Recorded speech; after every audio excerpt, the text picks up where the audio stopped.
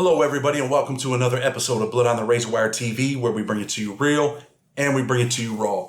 Make sure you hit the subscribe button, hit the like button, share the video, leave a comment. I try to respond to everybody. And most importantly, hit that notification button. If you're not getting notified when these videos are coming out, you're missing out. You know, recently I did a video on the drug king pin killer, and I spoke, about someone by the name of Sherman Green in that video. And in that video, I talked about when T-Rock had jumped on Sherman Green.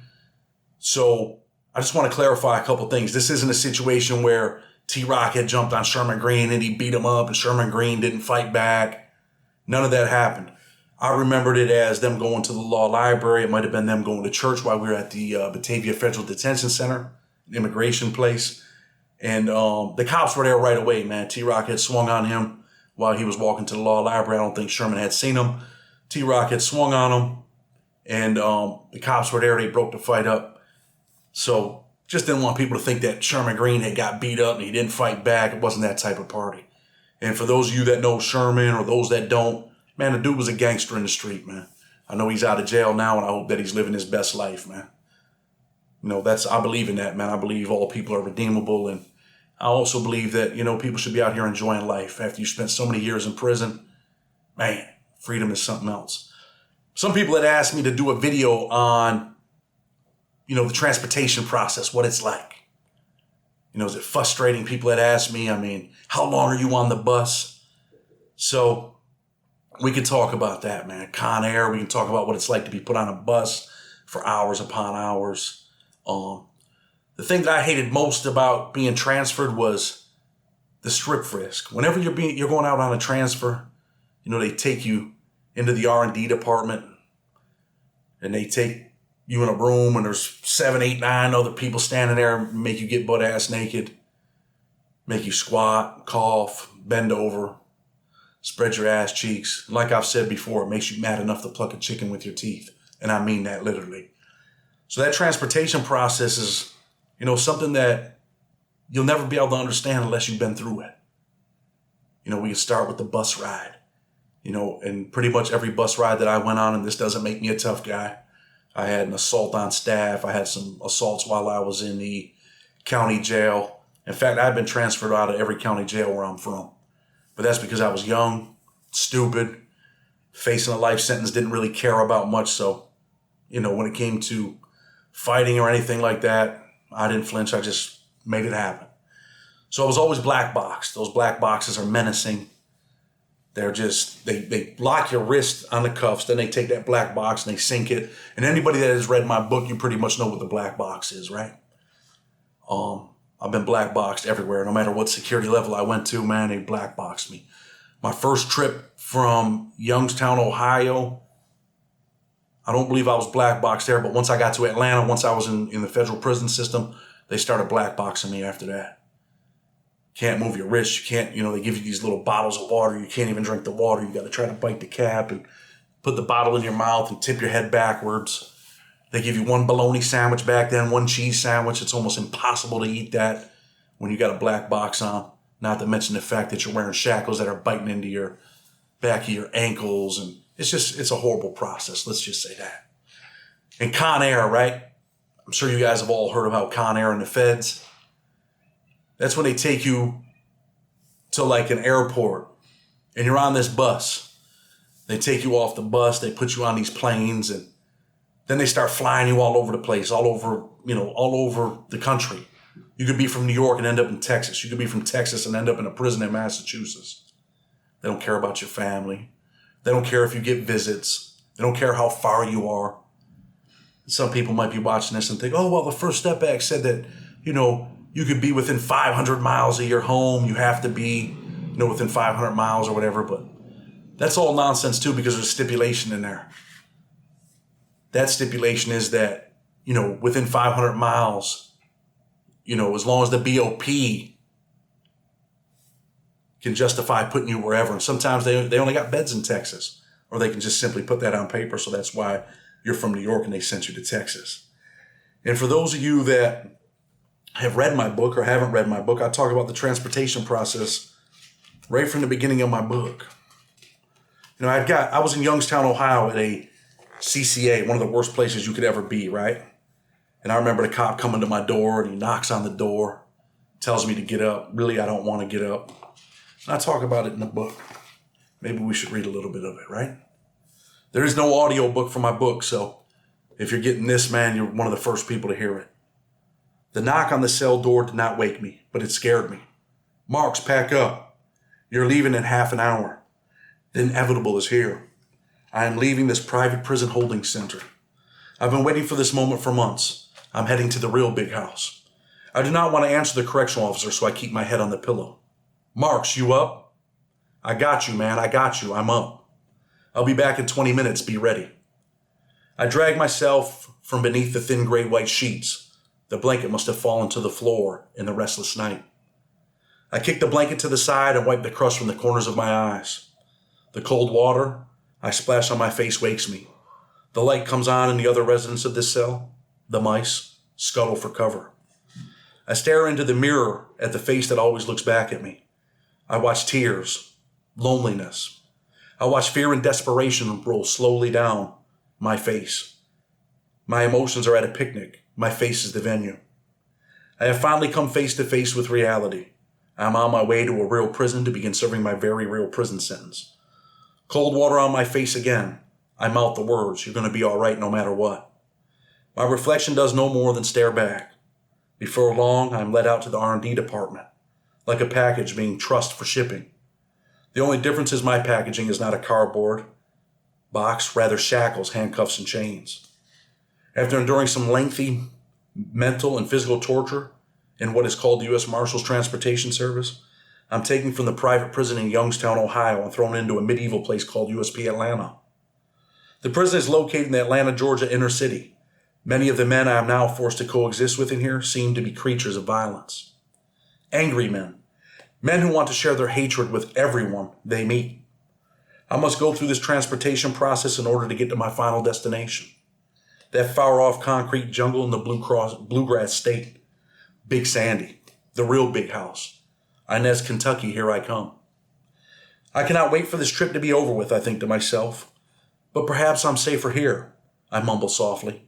No one else can hear me. The feelings engulf me, and my desperate eyes scan the battle-scarred faces of other men. So many thrive on creating misery for others. Misery on a scale that would make purgatory jealous. My mind drifts again. I'm wondering why they thrive on suffering, on wreaking havoc on others. I am among prisoners. Bottled up violence ready to unleash on those around them. I find myself in a gauntlet of disgrace and terror. I am dazed. I am crammed into a 9x9 shithole. I am surrounded by 6 slabs of non-penetratable solid matter. USP Atlanta is a ghettoized concrete jungle where a normal person cannot distinguish guard from inmate, except by the clothing they wear. This Atlanta prison is home of the infamous November 1987 Cuban riots. The riots resulted in a large part of the prison being burnt to the ground. Those acts of rebellion and rioting cost millions of taxpayer dollars. The riot lasted 11 days, during which time inmates took over 100 hostages. After the smoke cleared and the riot was extinguished, all the Cuban inmates were transported to Leavenworth Penitentiary in Kansas. Once in Kansas, the Cubans were locked in cells for 24 hours a day, 7 days a week. It was not Dorothy's kind of Kansas. This Kansas left many men wondering why they ever fled Fidel Castro's Cuba and his evil regime. No place like home no longer sounded so bad, but tapping shoes and a few words would not take away their newfound anguish. USP Atlanta now houses inmates in a general population section of the prison. Another portion of the prison is used as a transportation hub. This is where I'm placed. This is where prisoners like me wait to be transported to misery and pain. They send us to that unflattering part of life by plane or bus. Atlanta, here I am. There's no Magic City strip club. There are no women shaking their asses. That's in the distance. Right now, right here is simple concrete, steel, and violence, I suppose, for the next 40 years, if I make it that long. The correctional officer leads me to my temporary cell. Another person is already inside. He looks more like a homeless man than a convict. I'm forced to share this little area of misery with another dysfunctional man. I'm supposed to call this man my cellmate or cellie. The two of us are crammed into this shithole. It smells like hell and is riddled with filth and graffiti. As I scan the walls, I read aloud, "Fuck the feds." and God Save Me are scribbled next to each other.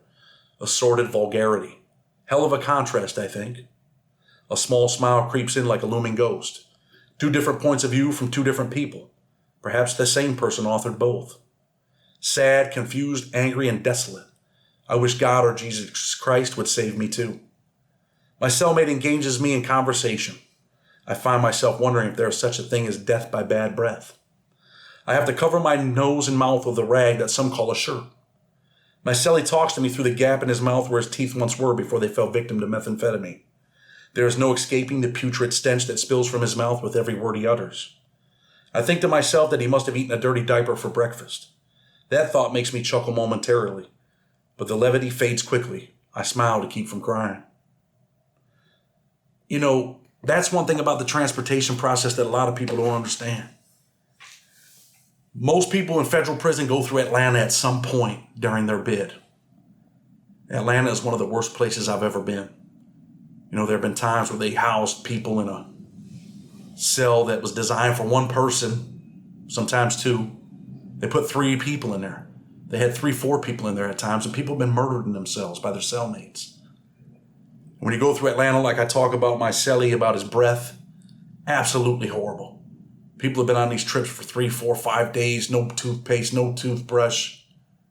Sometimes in Atlanta, back then you couldn't get a toothbrush, you couldn't get any toothpaste, but you could buy drugs if you wanted. Definitely had that. The food was absolutely horrible. I don't eat the food in Atlanta. I would only eat the bread and the fruit.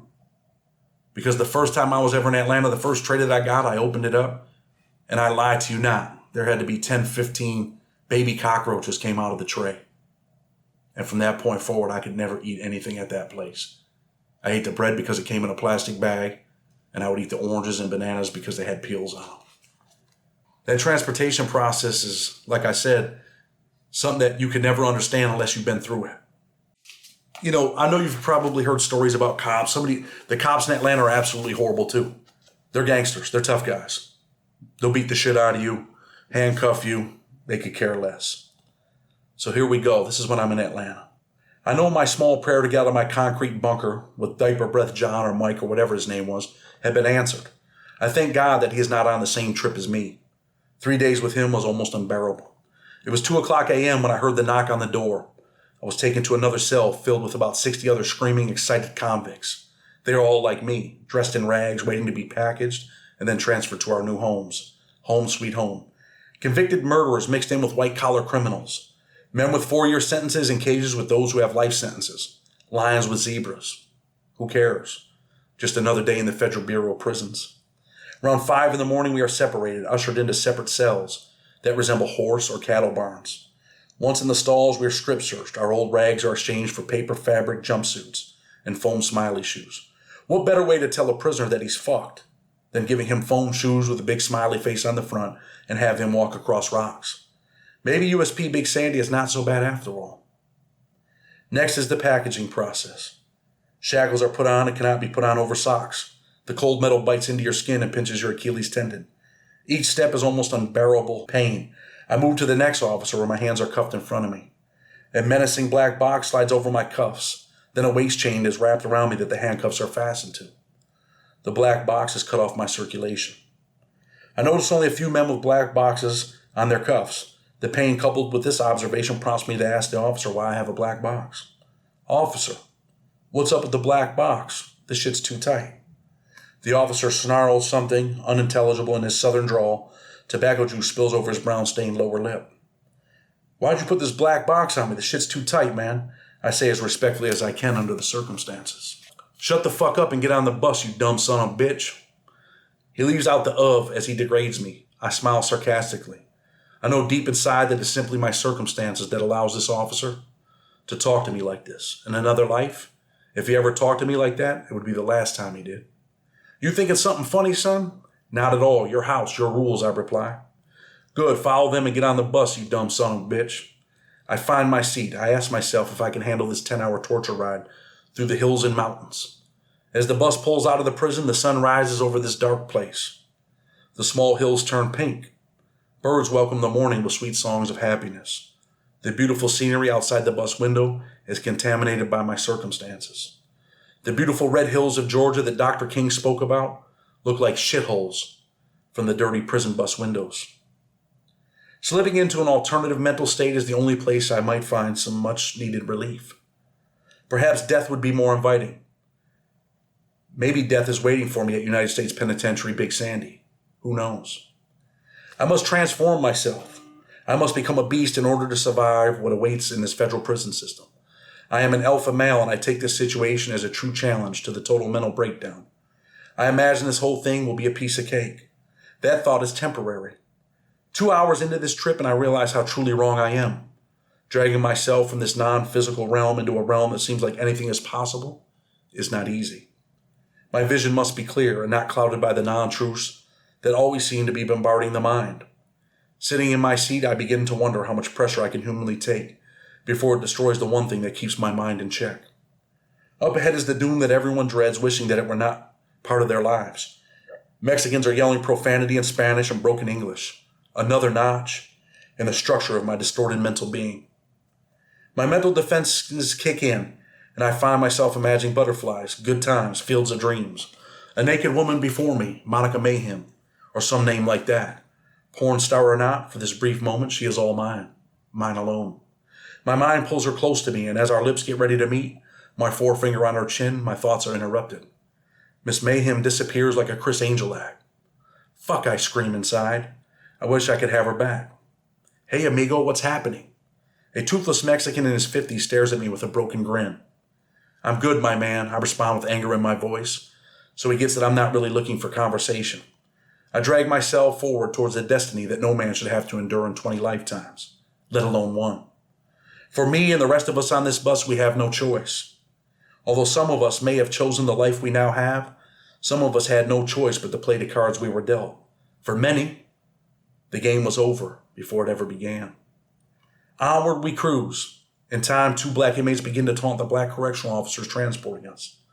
My instincts and earlier interactions with the out-of-shape white country-ass correctional officer tell me this cannot be good. In the back of the bus in his own cage, separated from the inmates, sits a big black officer with a shotgun locked and loaded and ready for action. This job must have been option number 2. At about 6'5" and 300 pounds or more, the NFL was likely hope number 1. My guess? He came up short, resulting in this gig. The fat white piece of shit with the tobacco stains on his lips is driving. He's got a pistol on his side. The lieutenant stands close by. He has another firearm. Like lightning, the taunts echo off the metal core of the bus, striking its victims, causing emotional damage that can only cause anger. Uncle Tom, let us get some music, boss. We gonna be good, sure, sir. So you gets a good report with the white man. Yes, sir, we for sure is. One inmate yells this out in his best imitation of a southern accent. The laughs from the other inmates only increased the anger on the black lieutenant's face. Same with the big fella with the shotgun. Come on, boss, you finna do us like that, sir? The southern chant slapped their ears like a cymbal. Then comes the real voice. Put the music on, house nigga. The Philadelphia accent is clear as a new pipe dream. The bus pulls off the highway into an old abandoned McDonald's, and have a feeling that while there will be no Happy Meals, there will be a few surprises. The 2 prisoners from Philadelphia are ripped off the bus at gunpoint. The 12-gauge pointed at their heads. The shackles remain in place and the handcuffs come off. Now they meet my earlier fate. Black boxes are sunk tightly over the cuffs. The cuffs are tightened to the bones, the pain obvious on their faces. The men are shoved back on the bus. Everyone looks on in stunned silence. The lieutenant huffs up the steps of the bus with Hillbilly Jim behind him. He pulls out a stun gun, aiming it at the closest of the 2. He says, keep your shit up, little nigga, and I will zap your black ass. Now, when you get to Sandy, have your peoples call the white man and tell him I said that, you black ass nigga. The bus is engulfed in silence.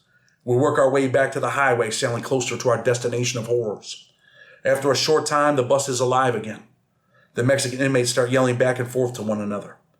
What I would do for a box of tacos right now, even from Taco Bell, the man next to me yells out, bringing phony hoots and hollers from the others. He leans in towards me. You would hear nothing but rappers, güero, and I don't mean the mayetes. The toothless Mexican chuckles. His chain shakes on his belly. I think he recognizes I've had enough when I say I wish I had them to give you. He smiles at me like a jack-o'-lantern on a Halloween night. The yelling continues for what seems like an eternity, until we see the sinister dungeon in the distance. No one seems to know what to make of this distant, intimidating, ghoulish image coming closer to us. Many have heard the same rumors I have. I am not the only person who heard the reputation of this concrete jungle. Some have simply blown the rumors off as myth. Now their bowels quiver. The truth is staring them right in the face, unsettling stomachs. Too late to be scared now, but oh, how I welcome the quietness that has overcome the population of this metal shuttle. Many of the macho images have now crumbled like the great walls of Jericho. This is where my 40-year sentence will begin. It just might end here. The hands of death are rumored to be awaiting us behind these gloomy gray walls. As we pull in, the wall opens, and it feels like the air has been sucked from my lungs. This was the moment that I had prayed would never be my reality. Finally, it is. The structure before us is a massive pile of slag with few windows. As the bus comes to rest, my anxiety increases full throttle. Gasoline fumes dance lightly on the tip of my nose. The officers exit the bus to disarm. We are left on the bus for over 30 minutes while the officers joke and make small talk with the big sandy staff. The waiting period seems like an eternity, and I fidget with the chain and cuffs out of boredom and nervousness. A loudspeaker on the bus squawks, grabbing my attention. When you hear your name, come up here and give the lieutenant your name and number. Step off the bus and go through those doors right there. Oh, one more thing. Enjoy your stay here at Sandy. She's a good girl. If you treat her right, she'll be good to you, Hillbilly Jim says with a chuckle.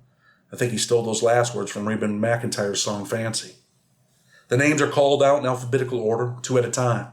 Johnson, Marks. As luck would have it, Johnson is the Philadelphia convict who taunted the lieutenant. I fall in behind him while he rattles off his name, then his prison number. The lieutenant puts his hand on Johnson's chest and leans in, whispering loud enough for me to hear. Now you go ahead, have your peoples called a white man down in D.C., you snitching ass. As Johnson steps off the last step, the lieutenant hollers towards the door. They finna kill your black ass up here in these mountains. I'm staring into Hillbilly Jim's face, the man who earlier called me a son of a bitch. Marks 12010-055. I say this swiftly, hoping this is the last time I see him. Oh boy, Lieutenant, they finna kill this one right here too. He got a smart mouth like that done son bitch Johnson. He smiles in my face. Enjoy your stay, Mr. Marks, as long as it lasts. Rather than respond, I step down and off the bus. Gravel crunches under my foam smiley face shoes as I head into the doors and the truly unknown. That's the trip, man.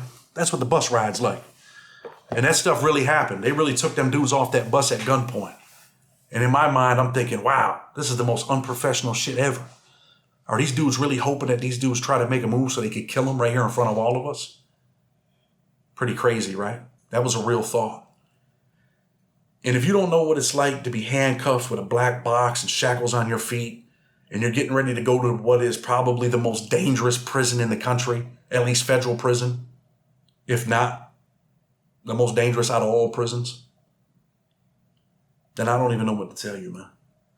You know, my mind was focused at that time on my 40-year sentence. I was thinking I'm walking into this, dangerous place. There were times when I didn't care really if I lived or died. I thought death would probably be easier, but my ego was in the way.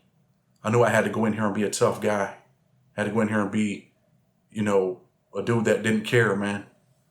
But, I could tell you at times like I didn't care if I died, but really, man, I did. I didn't want to die, man.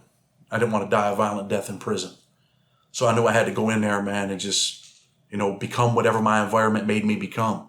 Like so many other dudes. There's a lot of good dudes in there, man, that have to become and do things that they don't want to do, but they have to. So the transportation process, that's what the bus is like, man. Getting butt-ass naked, having dudes look at you, man. Cops, these old hillbillies that never been to the hood, man, don't know shit. You got to take off your clothes in front of these dudes, man. Most disrespectful thing I think a man could ever endure in life is having to get butt-ass naked in front of another man. At his direction. Bend over, spread your ass cheeks. You don't want to live like that. Con Air. You want to know about Con Air, right? You want to know what it's like to get on that plane. Man, I seen some crazy stuff down there. I seen a woman, because when you get transported, man, they got women there. They got buses that come from all these prisons. Like when I first went in through Harrisburg. And when I went in through Harrisburg, there's women there, there's men there, and everybody's just waiting to get on this plane or get transferred onto another bus. I've seen women screaming and yelling because they're afraid to get on a plane, women that have never been on a plane before. So I've seen that. I've seen another dude who had just attacked the cops in Atlanta. They put him on a dolly. They actually put this dude on a dolly, man.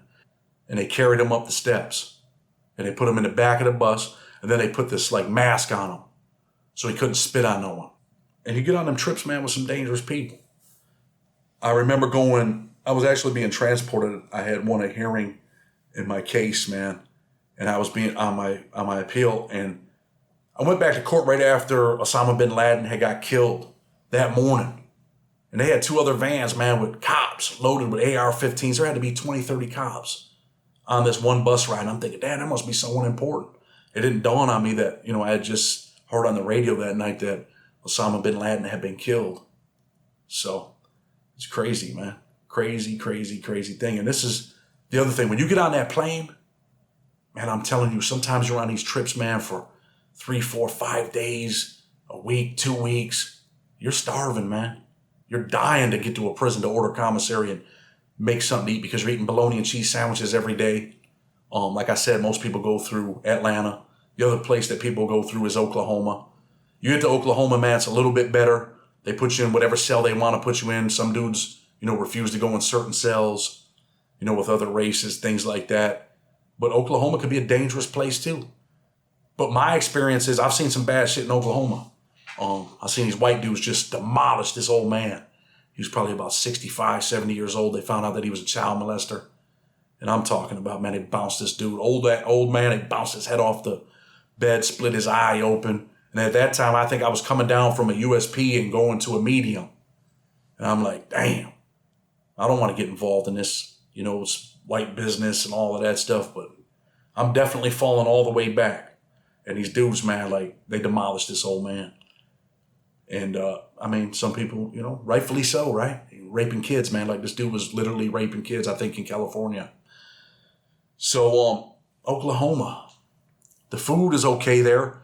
And it seems like, from my experience, most people that go to Oklahoma, though, dudes that are coming from the penitentiary, they ain't looking for no trouble, man. They ain't looking for no smoke. It's like a vacation, I guess you could say, while you're in prison. How could you even consider going to another prison a vacation? Because it's a place where you can relax, man. You're not around all the homies. You can chill. And then for other dudes, man, sometimes, when you get there, if you're in a gang, a lot of Hispanics, man, different organizations, different gangs. And they ask you, man, when you get to Atlanta, they say, hey, man, you got any Southsiders here? Or got any Norteños? I got any Mexican Mafia dudes here? I got any TS dudes? Because they don't want you to intermingle, man. Because if you intermingle, man, you know what it is.